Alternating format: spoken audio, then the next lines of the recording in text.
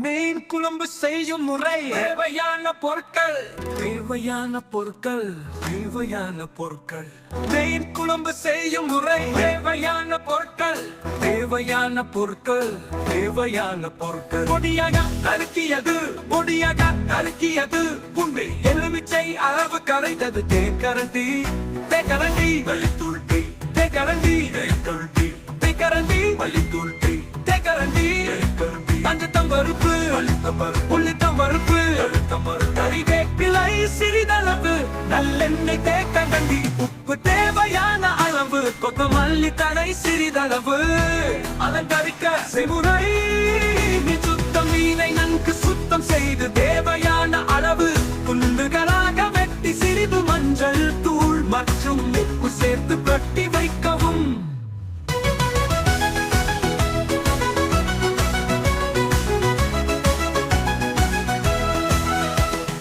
தேவையான அளவு தண்ணீரில் ஊற வைத்து நன்கு கரைத்து வடிகட்டி வைக்கவும். பாத்திரத்தில் மிளகாய்த்தூள் மல்லித்தூள் மஞ்சள் தூள் மற்றும் சிறிது தண்ணீர் சேர்த்து கலந்து வைக்கவும். நல்லெண்ணெய் ஊற்றி காய்ந்ததும் கடுகு உளுத்தம் பருப்பு வெந்தயம் மற்றும் கறிவேப்பிலை போட்டு தாளிக்கவும். தக்காளி சேர்த்து நன்கு வதக்கவும். தக்காளி மசியும் வரை வதக்கவும். வதங்கியதும் கலந்து பருப்புல மசாலாவை சேர்த்து பச்சை வாசனை போகும் வரை வதக்கவும். மசாலா வதங்கியதும் புளி கரைசலை ஊற்றி தேவையான அளவு உப்பு சேர்த்து கொதிக்க விடவும்.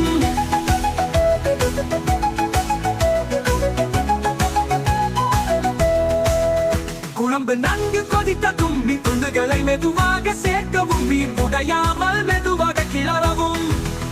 தந்ததும் தேங்காய் துருவலை சேர்த்து ஒரு நிமிடம் கொதிக்க விடவும்.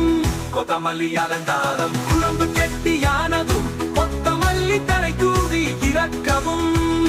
சுவையான மீன் குழம்பு தயார். சூடான சாதத்துடன் பரிமாறவும். குறிப்புகள்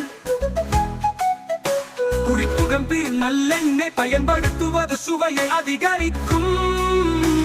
புளிப்பு சுவை உங்கள் விருப்பத்திற்கு ஏற்ப மாற்றிக் கொள்ளலாம்.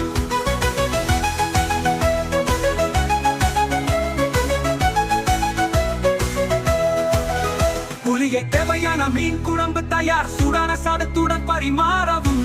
குறிப்பு கைந்து விடும். ஒரு கருத்து பதிலாக தேங்காய் பால் கூட சேர்க்கலாம். சின்ன வெங்காயம் மீன் குழம்புக்கு தனி சுவையை கொடுக்கும்.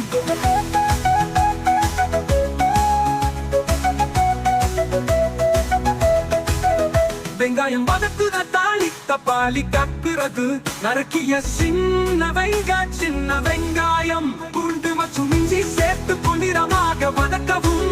தக்காளி வதக்குதல் வெங்காயம் வதங்கிடும். வெங்காயம் வதக்குதல் எண்ணெய் ஊற்றி காய்ந்ததும் கடுகு உளுத்தம் பருப்பு வெங்காயம் மற்றும் கறிவேப்பிலை போட்டு தாளிவெட்டும். தக்காளி சேர்த்து நன்கு தாளிக்கவும்.